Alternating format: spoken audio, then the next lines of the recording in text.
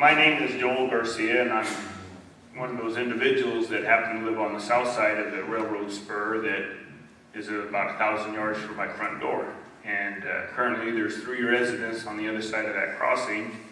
And right at that crossing, there's 2 sets of tracks, and that is their interchange. Typically, Southern Pacific leaves cars there days, weeks, months at a time, while the Beale Air Force Base comes and gets their cars. If they're redoing the tracks, they leave their equipment there. I'm concerned that that interchange is going to be a great place for them to leave empty, lidded cars, may they be, on a 100-degree day, 1,000 yards from my front door is going to be an issue. That is one issue. I know I have a dairy north of me that has a pretty good stink on a north wind, but my concern, I am part of the Wheatland Fire Authority. I understand rescue calls. I got one access into my place. If there's 10 rail cars lined up and they're trying to get them interchanged, trying to get through, and somebody needs an emergency call, it's going to be an issue. The city of Wheatland, you guys wait on trains. I hope the residents realize when we're out here at South Beale, where it interchanges to 65 and they're switching cars and they're trying to go, there's going to be trains stopped at different places along those tracks because there is not ample way to get the cars switched around to get them into the different areas. It's an eyesore. There's approximately 15 to 18 residents that are within that sphere. Hopefully, I hope it doesn't go through, but if it did go through, we try to mandate something that, it's a rural area, but it's inhabited. Up towards the base, towards the dump, let's put a spur up there, they can leave their cars there, so those cars are only in a passing transit as they come through where it is inhabited. Not that it's going to sit there for days or weeks and boil and smell up the area. I have young kids. My wife likes to get them to school on time. We don't like to be waiting on a train. They say the hours from 7 to 5 or whatever I read there. We all have lives. We like to try to be convenient in our lives. We don't want to have to come out, wait on a train to get across a private crossing that Beale Air Force Base has given us a right to since the 50s. Then we got to go to South Beale Road. We can't get across there. So we go down either around Jasper Lane or we got to take another trip. And it's happened before. There's been issues with the train and we have to do that. In an emergency case, that's unacceptable. We can't allow that. There has to be some type of implementation to allow us to access our public right for safety, our lives, and everything else. One other thing I'd like to address Roger about, just something to think about, since it's a good time to throw out some suggestions. There's been a few more residents on 65. YSDI trucks are pretty good about their speed limits. Coming up through where the residents are, they're gaining speed, pulling a load. Coming back, there's a turn, they do slow down some. Our problem is the people from the base.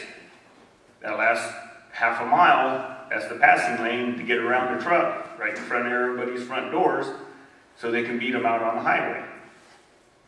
CHP sometimes will patrol that.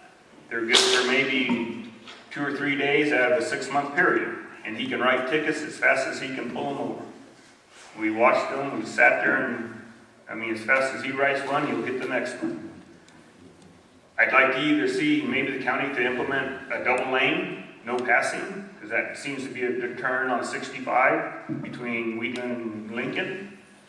Or maybe, can we get a reduction in speed limit through that area? There's no reason that people have to go through there at 55, the legal limit, let alone 70 or 75. And there's a lot of issues with switching those cars. I know personally, I've got an eyesore to look at and the stench, and right now that's the way it goes.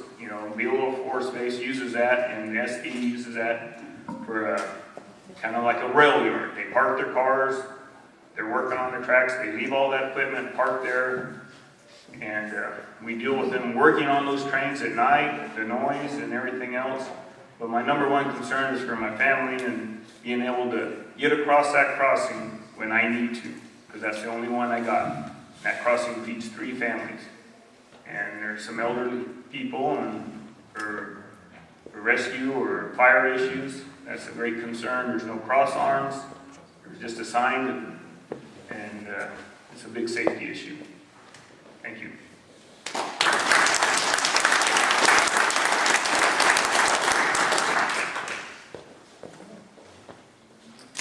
My name is Matt Mintick, part property owner adjacent to and downstream of the Yuba disposal site. Has anybody here ever gone to the website that Recology puts on advertising their business? And anybody here else to see Ecology's website on how they try and advertise their business and the services that they sell? Correct me if I'm wrong, the one person here who has, but is this waste site out here a level 3 or level 4?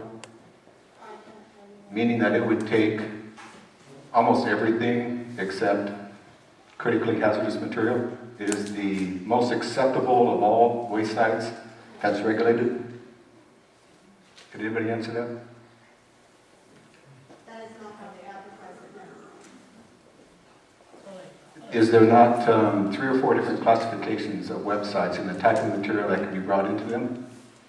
The only thing they're not allowed is asbestos.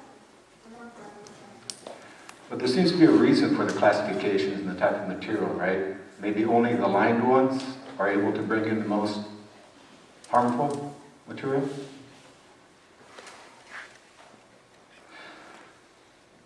I guess we don't have an answer for that. The concern that I have is that were we trusting a plastic bag, a rubber bag, a rubber bladder to protect what is the best water in the state out there? The state has their eye on that water for a long time. It brings us many revenues, it brings us levies. It's estimated that South Yuba County has as much usable groundwater as Bullard's Bar. 970,000 acre-feet is out there. And we're allowing them to bring in the most hazardous material and protect it with a plastic bag on the promise that we have monitoring wells. But it's not the monitoring well, just the alarm that says the fire has already started. And how do you uncover all these tonnages in order to fix the leak? You can't fix it.